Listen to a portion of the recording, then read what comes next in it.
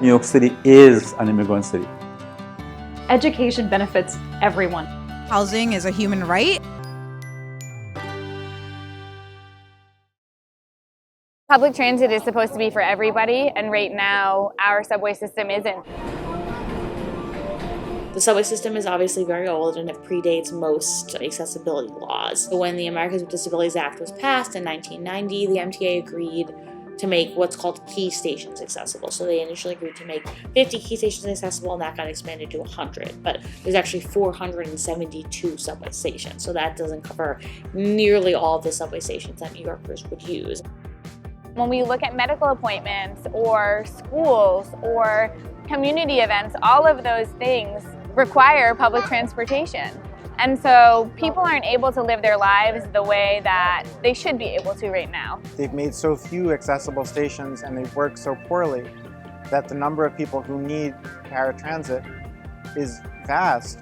What we end up with is a quote-unquote separate but equal system, which is to say not actually equal. So to comply with the Americans with Disabilities Act, the MTA has to meet a variety of different ADA regulations within their subway stations. There needs to be a stair-free path of travel from the street to the subway train.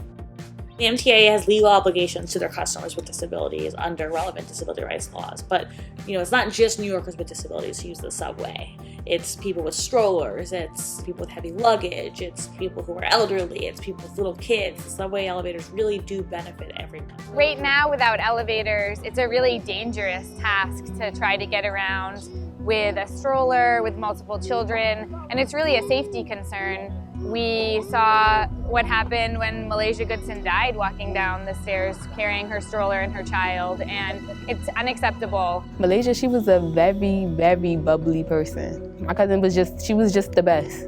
She really was the best. Like, we could call her for anything, everything, and she was always there. She went to go meet my cousin that day. They did a little shopping on 125th. Both of them had strollers. When Malaysia was transferring trains, she spoke to our cousin Octavia, which is her sister, her older sister.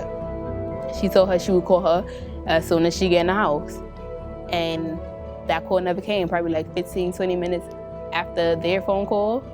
We was all getting a phone call that she fell down the stairs and was dead.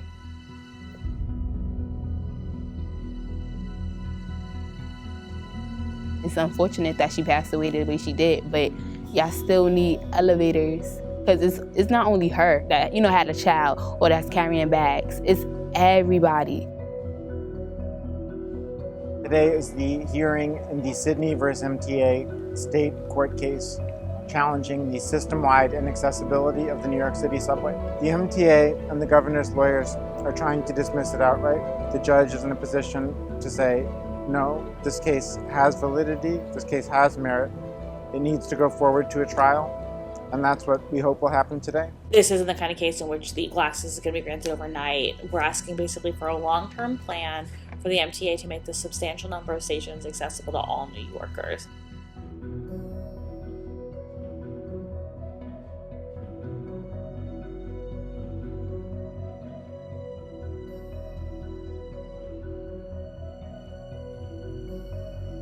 What they're telling the public is 50 stations and 5 years, but they've been unwilling to make a public commitment to that.